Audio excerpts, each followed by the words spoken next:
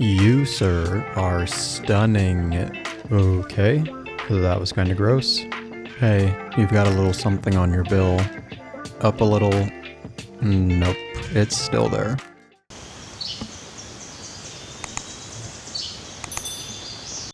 Well, a few days ago it was 70 degrees, but now we've got this. So I've come to my local state park to see how the birds are responding. A sudden and unexpected snow like this can often make millions of birds pause their migrations as they hunker down and wait for better weather. It can also concentrate birds at feeding sources, so I'm hopeful that I'll get some good views at some migrant birds today. Let's see what we can find. The first bird that I spotted after arriving at the state park was this American robin.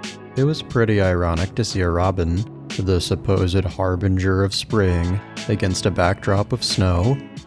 This songbird didn't seem too fazed by the weather, and you can tell by his dirty bill that he's been finding plenty of food to eat. After dislodging a few crab apples, he began to pick apart the fallen fruit. I'm not sure why this robin was being so selective with this crab apple. I've seen these birds easily devour these bite-sized fruits without ripping them to pieces. This fella must have just been an extra picky eater. This robin was quite clearly a male, as his head and neck were much darker gray than would be seen on female robins.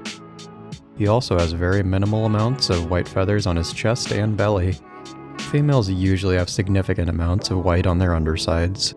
By contrast, this bird appears to be a female, as she has a lighter gray head and lots of white feathers on her stomach. The next bird that I found was this continuing immature red-headed woodpecker. This hardy bird spent the whole winter at this state park, and I was able to film this individual during my last Sub-Zero birding video. I'll be curious to see how long it will stick around. This brown creeper wasn't at all bothered by the snow, as it searched for a meal under this tree bark. Not far from the brown creeper was a song sparrow foraging alongside a road. With snow covering the ground, many birds were concentrated along the cleared roads to look for their meals. This song sparrow must have found some morsels in the messy pile it was sorting through. You can see how it kicks its feet to clear away debris and reveal seeds. This bird's bill got filthy in this process, but it didn't seem to mind. Song sparrows are usually the first sparrows to migrate back to the area once winter retreats. I observed 3 of these tiny sparrows today, with one exercising its vocal cords and getting its song ready for the breeding season. Despite the snow and chilly temperatures today, a turkey vulture passing overhead was a reminder that spring is still well on its way. I must say, I didn't expect to observe my first turkey vulture of the year today, but spring is a time when birders should anticipate the unexpected. Of course, dark-eyed juncos didn't mind the recent snow one bit. If these birds wintered around here, then they got used to snow getting dumped on them during the last month and a half. It's also very possible that these sparrows were migrants that wintered further south and were well into their migrations. The breeding destinations of some juncos won't be terribly far, as they'll just have to make it to northern Minnesota.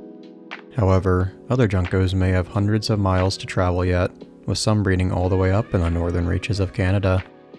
In any case, I'm savoring these last few looks at juncos before they leave me until October. A pair of eastern bluebirds provided plenty of entertainment and frustration for me.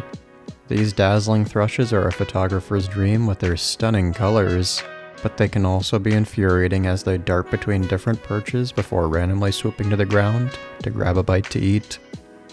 Eastern bluebirds usually eat insects this time of year, but I'm not sure how many insects would have been out right after the snow we got yesterday. Still, this pair of bluebirds was undoubtedly finding some morsels to eat, because they were constantly leaving their perches and grabbing things off the ground. The male eastern bluebird's favorite spot seemed to be a grill. I hoped that he would bring whatever food he was finding back to this spot and cook it up on the grate, but he was too shy to do this, I suppose.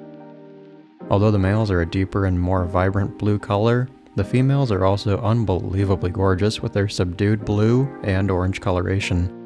Following this lovely couple around the state park was a real treat for me. A quick glance at a rough-legged hawk was the perfect way for me to end this productive day of birding. Well, I ended up seeing a lot of terrific birds on this outing. Nothing too shocking, but the turkey vulture was the most unexpected bird. I did not expect to get my first year turkey vulture right after we had a blizzard, but that just shows their determination and resilience, I suppose.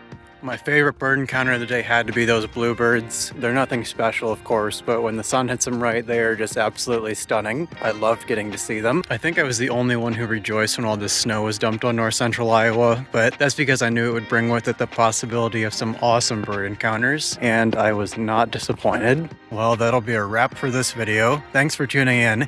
If you enjoyed this content, please consider obliterating that like button. It really helps out the channel. Other thing that really helps out the channel is subscribing. So if you haven't already done so, I would encourage you to consider subscribing to my channel and joining my flock. I'll catch you next time. This is Connor from WorldWidebirder, signing off.